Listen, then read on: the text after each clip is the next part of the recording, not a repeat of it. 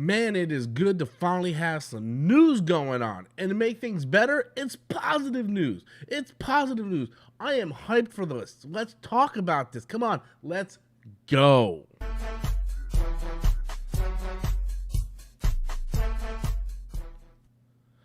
So yesterday, James Gunn came out and dropped the hammer as he announced his DCU slate for Chapter 1 that he titled Gods and Monsters. So James Gunn came out and kind of explained everything that was going on, what the first chapter is actually going to be. And despite the contrary, yes, it is a reboot, but it's not like the Snyderverse never existed in this world. He came out and confirmed that The Flash will basically be the restarting point. So Flash, whatever that movie is going to be, something's going to happen in that film that's going to cause the DC universe to split, and it's basically going to reset itself. Some things will carry over. Amanda Waller will still be played by Viola Davis.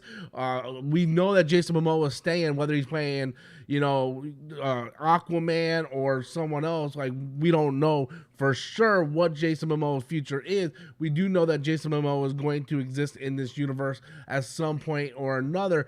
And we also know that Peacemaker and some of the other things are also going to, filter in to the new version of what's going on in the new DCEU. So James Gunn came out, dropped the hammer, announced a lot of properties like Booster Gold and all these different types of movies that are going to be coming out, in this new DC Chapter 1, Gods and Monsters, which I really like the title. It's very unique. I like the fact that they're naming the actual chapter. I'm really, really excited about that. But one question really kind of, fans kind of started scratching their heads and go, well, what happened and what's going to happen to Superman and Lois, the CW show? Like, what's going to happen to Superman and Lois? A lot of people love that show. I love that show. I'm not exactly caught up, but I've watched the first season and half the second season, really enjoy the show, and I like to go on and just kind of like binge it in my own pace, and I really enjoy the show. Like, it's the best iteration of Superman we've had in a very long while, and that's not taking any shade to Henry Cavill whatsoever. Henry Cavill is my Superman. This is the guy who said no one will ever be able to, replace Christopher Reeves, and Henry Cavill came and he's my definitive Superman. Like, that is my Superman, but, Lois and Superman and Lois is a great show, and I love that iteration of Superman, what they've done. So what is going to happen to Superman and Lois in the future of Superman and Lois with James Gunn's new DC Universe Chapter 1?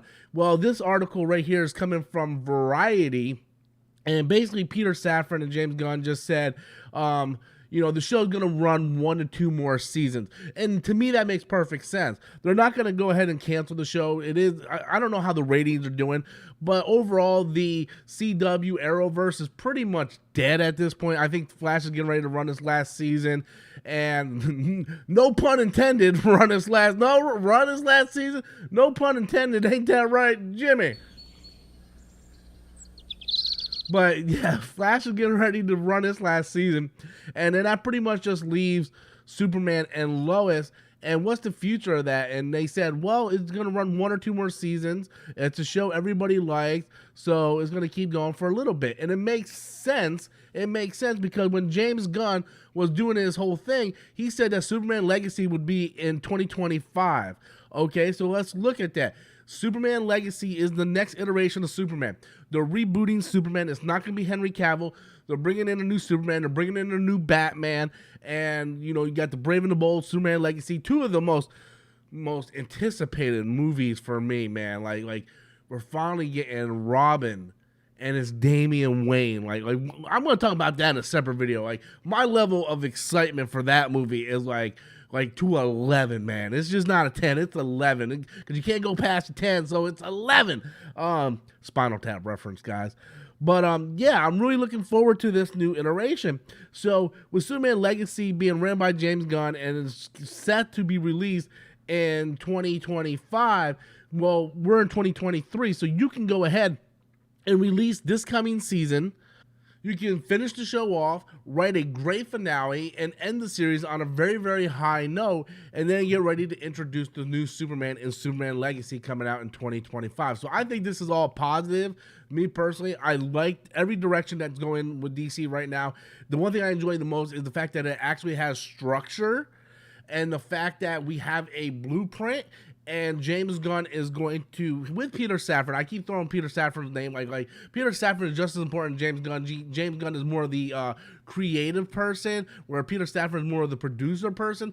But both these guys have put up a great slate, and I can't wait to see what they put out with this chapter 1. They have so many great properties, but we know Superman and Lois is not going anywhere for at least another couple of years, and it makes sense when you look at the Superman Legacy timeline for the theatrical release of that film. So I want to know what you guys think. Be sure to leave your comments in the comment box below. Smash that like and subscribe button, and I'll catch you guys next time. As always, I am Robert Storms, and that's my opinion.